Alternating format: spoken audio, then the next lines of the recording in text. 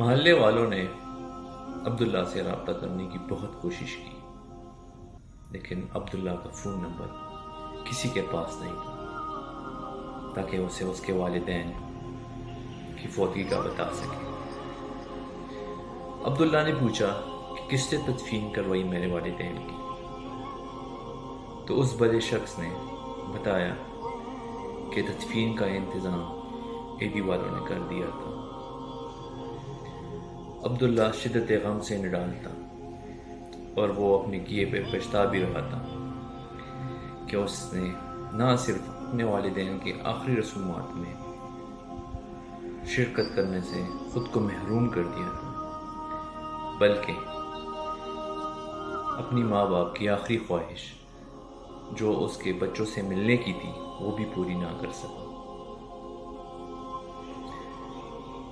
عبداللہ امریکہ میں ہی رہا۔ ٹھیک 3 سال کے عرصے کے بعد عبداللہ کی بیٹی، جو ابھی 14 سال کی ہو چکی تھی، وہ گھر چھوڑ کے چلی گئی، اور وہ بھی ایک عیسائی سے شادی کرنے۔ امریکہ میں ہیومن رائٹس پڑے ہیں، وہاں پہ مار کٹائی کر کے بندے کو روکا نہیں جا سکتا۔ عبداللہ اسی غم میں تھا کہ اس کا بڑا بیٹا جو 17 سال کا تھا وہ نشے کی لت میں پڑ گیا اور مختلف قسم کے جرائم میں پھنس گیا۔ عبداللہ کو جب لگا کہ اس کی کشتی ڈوب رہی ہے تو اس نے واپس پاکستان آنے کا فیصلہ کیا۔ سب سے پہلے وہ اپنی بیٹی کے پاس گیا، بیٹی سے کہا، بیٹی ہمیں پاکستان چلے جانا چاہیے۔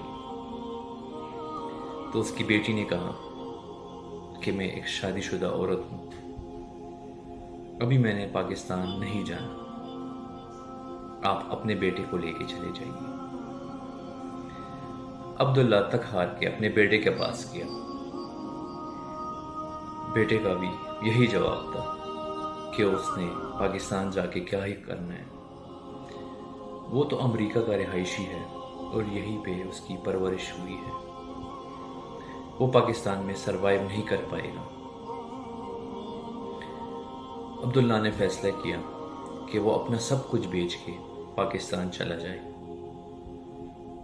اور اس نے ایسا ہی کیا۔ جب وہ پاکستان آیا تو کچھ عرصہ وہ گھر کی تلاش میں مارا مارا پھرتا رہا، کبھی کرائے کے مکان پہ، کبھی ہوٹل میں، تو کہیں کدھر۔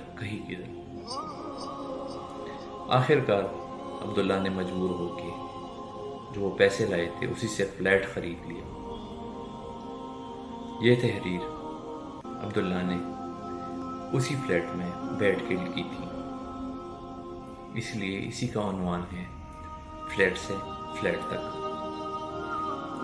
دوستو، عبداللہ کے قصے سے ہمیں ایک سبق ملتا ہے کہ اللہ نے نصیب میں جتنا رزق لکھ دیا ہے اتنا ہی ملے گا، اس پہ شکر ادا کرنا چاہیے۔